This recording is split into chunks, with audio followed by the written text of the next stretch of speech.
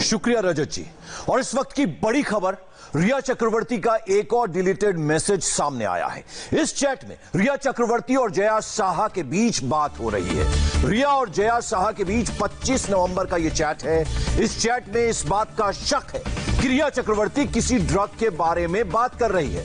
रिया चक्रवर्ती जया साहा से पूछ रही है कि सुशांत को ड्रग्स एक ही बार दिया जा सकता है या उससे ज्यादा। इसमें रिया जया से कहती है कि बढ़िया किया तुमने ये सामान भेजा। इसके जवाब में जया लिखती है, इससे कुछ फायदा हुआ। इस पर रिया ने जवाब दिया, इससे वो यानी सुशांत थोड़ा शांत हो गया है। या वो का मतलब सुशांत है। इसी चैट में आगे रिया पूछती है, क्या हम उसे दिन में सिर्फ एक बार ही दे सकते हैं? इस पर जया साहा ने जवाब दिया, दिन में 2-3 बार दे सकते हैं। ये आप देख सकते हैं दोनों के बीच में जो चैट है, इससे वो थोड़ा उनको फायदा हो सकता है। दिन में 2 बार दे सकते हैं, 2-3 बार। ये भी 25 नवंबर की चैट है। उसकी 3 बहनें आज आ रही हैं, ये रिया कह रही है। और फिर इसका जवाब मिल रहा है जया की तरफ से, ओ वाह। यानी ये दोनों की चैट 25 नवंबर 2019 की है। फिर आप देखो, वाह। यानी ये दोनों की चैट 25 नवंबर 2019 की है। फिर आप देखिए उसके आगे क्या लिखा है, ईमा बाउंस। और फिर तुम्हें भी थोड़ी राहत मिलेगी, ये जया वापस जवाब दे रही है इस चैट में। और फिर हां, उनको सौंप दूंगी, ये रिया चक्रवर्ती कह रही है। और ये बराबर दोनों तरफ से बातचीत चल रही है, दोनों का चैट है। एक और मैसेज सामने आया है जिसमें रिया और सैमुअल मिरांडा के बीच बात हो रही है। रिया सैमुअल की जो चैट है 18 मई 2020 की। इसमें रिया कह रही है, क्या तुम मुझे छोटे यानी स्मॉल कार्ड का पिन भेज सकते हो? तो सैमुअल जो है उस पर यानी ये जो तमाम डिजिट्स हैं उसका जिक्र वो कर रहे हैं। रिया थैंक यू कर रही है। फिर रिया कह रही है कि नेट बैंकिंग पर हम पिन बदल सकते हैं ना? इसमें सैमुअल कह रहा है, सुशी हां हां।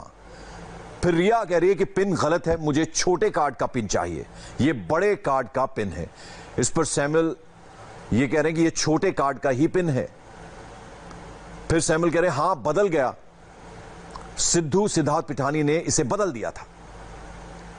फिर सैमुअल जो है वो वापस जवाब दे रहा है। इसमें 18 मई 2020 का ये चैट है। ओके ट्राई करती हूं, ये रिया कह रही है।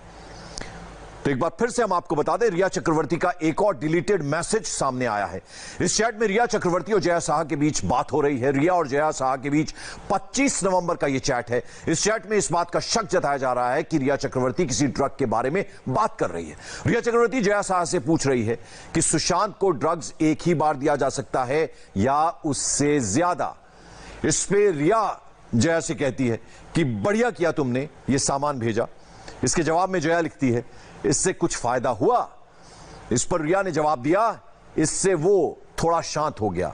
और यहां वो जो रेफर्ड है वो सुशांत के लिए ये वो कहा जा रहा है। इसी चैट में आगे रिया पूछती कि क्या हम उसे दिन में सिर्फ एक बार ही दे सकते हैं? इस पर जया साहा कहती है कि दिन में 2-3 बार दिया जा सकता है। ये रिया ने कहा कि उसकी यानी सुशांत की 3 बहनें आ रही हैं। जया ने इस पर लिखा, ओ वाह। जया ने लिखा, तुम्हें भी थोड़ी राहत मिलेगी। इस पर रिया ने लिखा, हां उनको सौंप दूंगी। यानी ये कहने का क्या मतलब है? ये रिया ने लिखा कि हां उनको सौंप दूंगी, यानी सुशांत को उनको सौंप दूंगी। ये शायद यही कहना चाहती हैं। तो ये 25 नवंबर 2019 का चैट है जया साहा और रिया चक्रवर्ती के बीच का। और सुशांत सिंह राजपूत केस की जांच में आज सबसे चौंकाने वाली जानकारी सामने आई है। सिद्धार्थ पिठानी ने सीबीआई को बताया कि सुशांत के कंप्यूटर की हार्ड डिस्क रिया की मौजूदगी में नष्ट की गई। इन हार्ड डिस्क में क्या था, अब इस बात की भी जांच होगी। वहीं सुशांत के केस में अब महाराष्ट्र के मानवाधिकार आयोग ने कूपर हॉस्पिटल को भी नोटिस भेज दिया है, क्योंकि अस्पताल ने रिया को मॉर्चरी में जाने की इजाजत दे दी थी। सुशांत केस की जांच कर रही 3 एजेंसीज का एक्शन इशारा कर रहा है कि रिया चक्रवर्ती की गिरफ्तारी का वक्त, टाइम अब दूर नहीं है।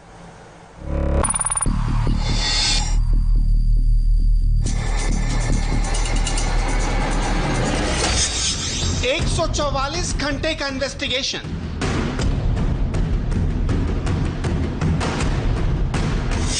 3 जांच एजेंसियों का एक्शन, रिया को पूछताछ का समन। रिया की गिरफ्तारी, पूरी हुई तैयारी। हमारे 10 रिपोर्टर इस केस के एक एक पहलू को आप तक पहुंचाएंगे। फिर चाहे सीबीआई की 6 दिन की जांच हो, ईडी का इन्वेस्टिगेशन हो, मुंबई में एक्शन हो, दिल्ली में रिएक्शन हो, सुशांत के केस की हम आपके लिए 360 डिग्री एंगल पड़ताल लेकर आए हैं। और अब तक की जांच में ऐसा लगता है कि रिया चक्रवर्ती के अरेस्ट होने में बस कुछ ही घंटे बचे हैं।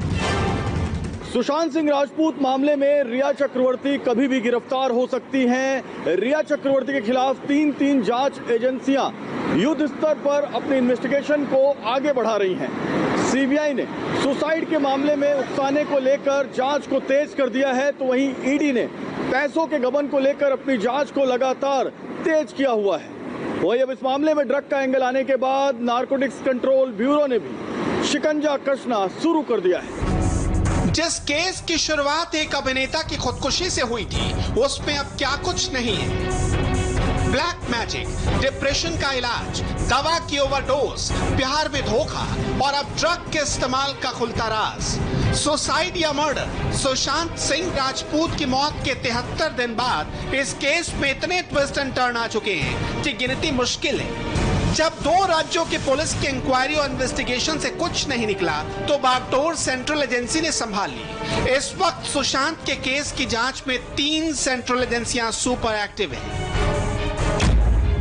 सीबीआई इस मामले की जांच बिहार पुलिस की एफआईआर पर कर रही है, यानी रिया चक्रवर्ती, उनके भाई और पिता के खिलाफ आत्महत्या के लिए उकसाने, सुशांत को बंधक बनाने और उनके पैसों की हेराफेरी के केस की जांच। वहीं प्रवर्तन निदेशालय यानी ईडी इस केस की जांच मनी लॉन्ड्रिंग के एंगल से कर रही है। और अब एक और central agency narcotics control bureau ने सुशांत केस में ड्रग के इस्तेमाल के एंगल से जांच शुरू कर दी। सुशांत सिंह के केस में ड्रग का एंगल तब आया जब प्रवर्तन निदेशालय ने रिया चक्रवर्ती, उनके भाई शौविक और पिता के मोबाइल फोन से रिलीज डेटा रिट्राइव किए।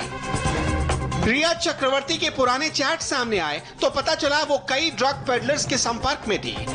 कुछ चैट में ऐसा इशारा भी हुआ कि शायद रिया ने सुशांत को भी ड्रग का आदी बना दिया था। हमको ये शंका थी कि जो प्रिस्क्रिप्शन ड्रग होते हैं, जो डॉक्टर एक लिखता है, उसका अगर आप ओवरडोज किसी को दे दें तो उसकी मानसिक स्थिति पे असर पड़ सकता है।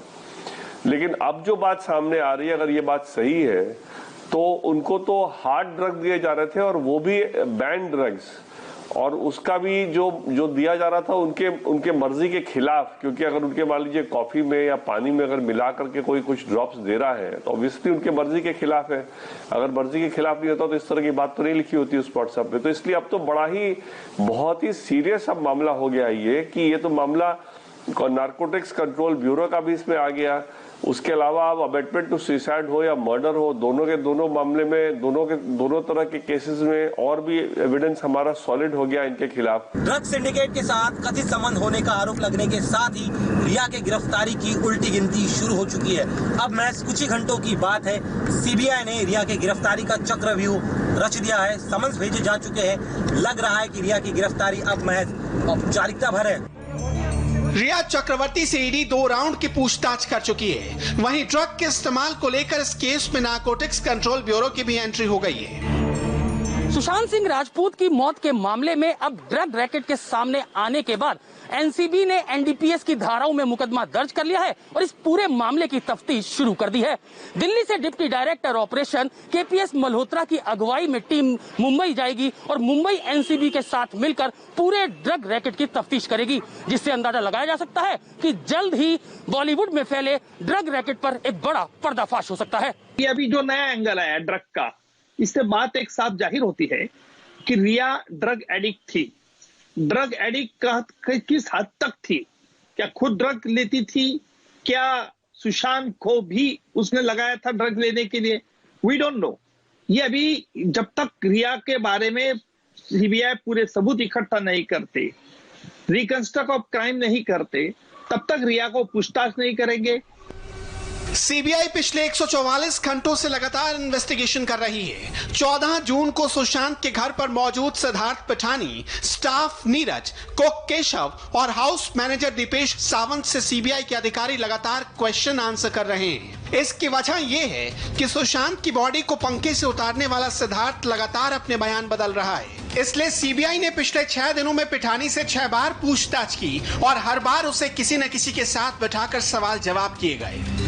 जिस तरह से कॉन्ट्रडिक्शन आ रहे हैं सारे विटनेसेस के बीच में आपस में, जो घर में थे किस तरह से हैंग कर रहे तो उसी में कॉन्ट्रडिक्शन आ गया है। तो इसलिए इस तरह की बातें तो बड़ा स्पष्ट रूप से पॉइंट कर रही है कि कहीं ना कहीं ये मर्डर का ही ज्यादा चांस है इसमें, और सुसाइड का चांस बहुत कम लगता है मेरे को। सुशांत सिंह के मामले की जांच कर रही सीबीआई की टीम की जांच लगातार छठे दिन भी फुल स्पीड में चलती रही। इस दौरान सीबीआई की टीम मुंबई के अलग अलग ठिकानों पे गई और केस से जुड़े सबूतों और गवाहों को इकट्ठा किया। अब तक इस केस से जुड़े किरदारों से लगभग 144 घंटे तक की पूछताछ हो चुकी है। मुंबई के कुपर अस्पताल से लेकर सुशांत के घर माउंट ब्लैंक तक सीबीआई ने भागदौड़ की। इस केस में पोस्टमार्टम करने वाले 5 डॉक्टरों की टीम से लगातार सीबीआई ने 4 बार पूछताछ की है। सुशांत के आत्महत्या से शुरू हुआ ये मामला अब धीरे धीरे मर्डर एंगल तक पहुंचता जा रहा है, जिसमें अब ड्रग्स का भी एंट्री हो गई है। सीबीआई की जांच का एक और बड़ा सेंटर है मुंबई का कूपर अस्पताल। सुशांत सिंह राजपूत का पोस्टमार्टम यहीं हुआ था। पिछले 6 दिनों में सीबीआई की टीम 4 बार कूपर अस्पताल आ चुकी है। सवालों के घेरे में सुशांत का पोस्टमार्टम भी है और अस्पताल की मॉर्चरी भी, यानी वो जगह जहां पर शव रखे जाते हैं। वहां पर रिया चक्रवर्ती की एंट्री भी है। ऑटोप्सी के एक्सपर्ट सुशांत की पीएम रिपोर्ट पर लगातार सवाल उठाते रहे हैं। जब भी बॉडी लटका रहेगा कुछ घंटे के बाद ब्लड नीचे ग्रेविटेट करता है in the most lower part से लोअर लिम्स, तो वहाँ पर छोटे छोटे बिंदु हो जाते हैं हेमोरेज के, ब्लीडिंग के। वो कहीं मेंशन नहीं है इसमें। तो टाइम ऑफ डेथ के लिए राइगर मॉर्टिस, ये हेमोरेज, पेट का खालीपन, पेशाब की थैली में कितना पेशाब है, वो कुछ भी मेंशन नहीं है। तो ये बहुत ही अजीब तरह का पोस्टमार्टम रिपोर्ट है। ये इसको तो मैं, अगर आप मुझे दीजिएगा, मैं इसको डस्टबिन में फेंक दूंगा।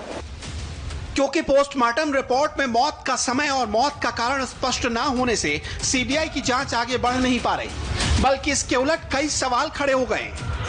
सुशांत की मौत सुसाइड से हुई या उनका मर्डर हुआ, क्योंकि पोस्टमार्टम रिपोर्ट में ना तो टाइम ऑफ डेथ है और ना ही मौत का कारण स्पष्ट है। इस सवाल का जवाब मिलना जरूरी है, क्योंकि इससे अगला कदम बढ़ाने में मदद मिलेगी। अगर सुशांत का मर्डर हुआ तो किसने किया, और उन्होंने सुसाइड किया तो उसकी वजह क्या थी। अब इसका पता लगाने के लिए सीबीआई ने सुशांत की साइकोलॉजिकल ऑटोप्सी करने का फैसला किया है। साइकोलॉजिकल ऑटोप्सी क्या होती है, ये जानना जरूरी है। हमने साइकोलॉजिकल ऑटोप्सी को समझने के लिए कुछ फॉरेंसिक एक्सपर्ट से बात की।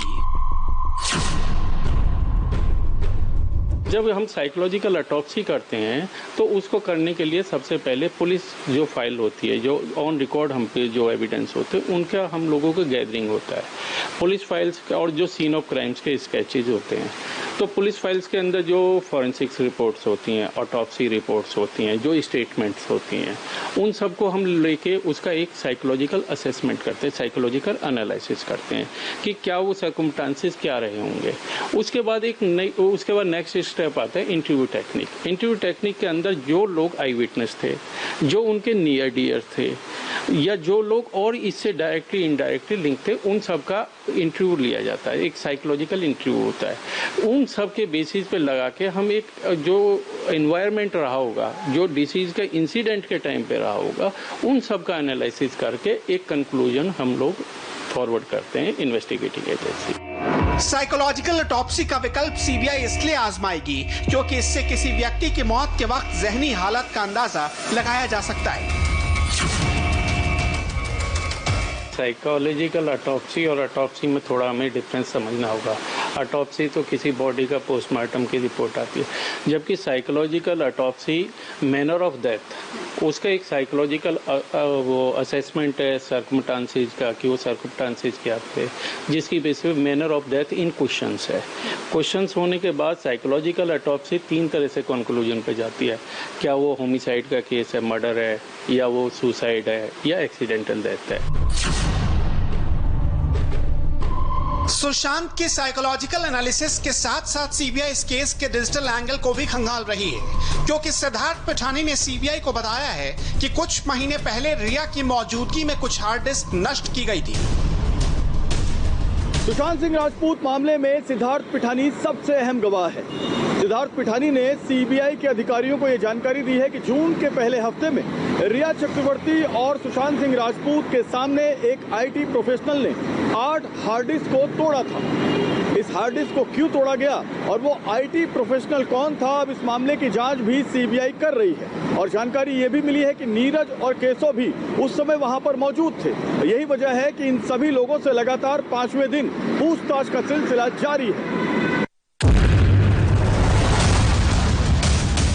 सुशांत केस की जांच के छठे दिन जो एक और बात सामने आई है वो ये है कि सुशांत की मौत के एक दिन बाद रिया कूपर अस्पताल की मॉर्चरी गई थी, जहां पर सुशांत की डेड बॉडी रखी गई थी। रिया ने वहां पर 45 मिनट बिताए थे। जहां पर कोई जा नहीं सकता वहां रिया की एंट्री कैसे हुई और उन्हें 45 मिनट तक मॉर्चरी में क्यों रहने दिया गया, ये सवाल पूछा है महाराष्ट्र के मानवाधिकार आयोग ने। महाराष्ट्र राज्य मानवाधिकार आयोग ने कूपर अस्पताल को नोटिस जारी करके पूछा है कि रिया को कैसे अस्पताल की मॉर्चरी में जाने और समय बिताने की इजाजत दी गई। इस बारे में राज्य मानवाधिकार आयोग ने मुंबई पुलिस को भी नोटिस भेजा है। जब मृतक के परिवार वाले ही अस्पताल के मॉर्चरी के अंदर जा सकते हैं, फिर ऐसे में रिया चक्रवर्ती किस अधिकार से मॉर्चरी के अंदर दाखिल हुई? आखिर अस्पताल के किस व्यक्ति ने रिया चक्रवर्ती को मॉर्चरी में जाने की इजाजत दी? वहां पर मौजूद पुलिस वालों ने आखिर रिया चक्रवर्ती को क्यों नहीं रोका? और सबसे अहम, संदीप सिंह ने आखिर किस अधिकार से अस्पताल के कागजों पर दस्तखत किए? यहाँ पर उस संदीप सिंह का रोल भी संदेह के घेरे में आ गया है, जो खुद को सुशांत का बेस्ट बडी कहता है। रिया को संदीप ही अस्पताल के अंदर ले जाते देखा गया था। सुशांत की डेड बॉडी को संदीप के साइन के बाद ही परिवार के हवाले किया गया था और वो इस मामले में अगस्त के पहले हफ्ते तक काफी एक्टिव भी था। संदीप सिंह खुद को सुशांत का बेस्ट फ्रेंड बताता है। सुशांत की मौत के बाद वो उनके घर पहुंचा था और अस्पताल भी गया था। संदीप ने उस एम्बुलेंस के ड्राइवर से कई बार बात की थी जिससे सुशांत की डेड बॉडी हॉस्पिटल ले जाई गई थी। संदीप सुशांत के परिजनों के साथ पटना भी गया था, वहां उसने कुछ नेताओं से बात भी की थी। मुंबई पुलिस की जांच पर सवाल उठने पर वो पुलिस और बॉलीवुड के भी बचाव में आ गया था। वहीं सुशांत का परिवार कहता है कि वो तो उसे जानते ही नहीं। संदीप के कॉल रिकॉर्ड बताते हैं कि सुशांत और उसके बीच पिछले 1 साल में एक बार भी मोबाइल पर बात नहीं हुई थी। ये बहुत रहस्यमय तरीके से वहाँ सडनली वारदात में पहुंच गए। जिस आदमी को साल भर से या 10 महीने से बातचीत भी नहीं थी सुशांत सिंह राजपूत से, और परिवार वाले तो उनको जानते भी नहीं थे, कोई बहन उनको जानती तक नहीं है, तो सडनली वहाँ पहुंच करके और एक फैमिली मेंबर जैसा बिहेव करना कि एज इफ सुशांत सिंह के भाई हो या बहुत क्लोज फैमिली रिलेटिव हो और सारा चार्ज ले लेना, इसका मतलब लगता है कि इनको प्लांट किया गया है और प्लांट किया गया है कोई पर्पस के साथ। तो इसलिए ये बातें भी जब इन्वेस्टिगेशन में और आगे जाएगा इन्वेस्टिगेशन तो जरूर खुलासा होगा। इनका अकाउंट चेक होगा, इनके अकाउंट में कोई पैसा गया है कि नहीं गया है, इनका कोई और इन्वेस्टमेंट हुआ है कि नहीं हुआ है। बहुत सी बातें इसमें आएंगी जो कि प्रूव करेंगी अगर इनको यहाँ प्लांट किया गया है कि नहीं। सुशांत सिंह राजपूत के करीबी कहते हैं कि संदीप सिंह पिछले काफी समय से सुशांत के कांटेक्ट में नहीं था, लेकिन उनकी मौत के बाद अचानक संदीप सिंह की एंट्री हो जाती है। सुशांत डेथ केस में संदीप सिंह की एंट्री जितनी सरप्राइजिंग है, उसका गायब हो जाना उससे भी ज्यादा शॉकिंग है। आरोप तो ये भी लगे हैं कि संदीप सिंह जब कूपर हॉस्पिटल में था तो उसे दुबई से कोई संदिग्ध कॉल आया था। शायद यही वजह है कि सीबीआई की टीम पिछले 6 दिनों में 4 बार कूपर अस्पताल गई है और वहां के डॉक्टरों से पूछताछ कर रही है। संदीप सिंह ये कहता है कि सीबीआई जांच नहीं होनी चाहिए, ये इमोशनल है लोगों का, ये है फलाना। तो मुझे उसके देखिए, संदीप सिंह जैसे मुझे बाहर जाने का तब से मुझे लग चुका था कि ये कातिल है, ये मास्टरमाइंड है। सुशांत ने आत्महत्या नहीं की, उसको मारा गया है, ये इसमें शामिल है। संदीप सिंह खड़ा था, पुलिस ऑफिसर खड़े थे, मैं खड़ा था, मैं ऐसे खड़ा था, ये बातें कर रहे हैं। तो वो दुबई के बारे में बातचीत कर रहा था। दुबई के बारे में क्या बातचीत कर रहा है? ये कह रहा कि दुबई से फोन आया था रात को, ये बात इतना बोलने के बाद में जैसे मैंने ऐसे किया तो उसको पता लगे ये सुन रहे हैं मेरी बात, क्योंकि उसको पहले पता था ये करनी सेना के पदाधिकारी हैं और सुन रहे हैं। तो उसने इशारा किया ऑफिसर की तरफ कि इनको आउट किया जाए यहाँ से। संदीप सिंह सुशांत के केस की अहम कड़ी है, मगर मुंबई पुलिस ने उसका बयान नहीं लिया था और अब उसकी कोई खबर नहीं। अगर सीबीआई संदीप से पूछताछ करती है तो उससे इस केस की अहम कड़ियां जुड़ सकती हैं। फिर लव, ड्रग और धोखे वाले इस केस की पूरी तस्वीर साफ होने की उम्मीद की जा सकती है।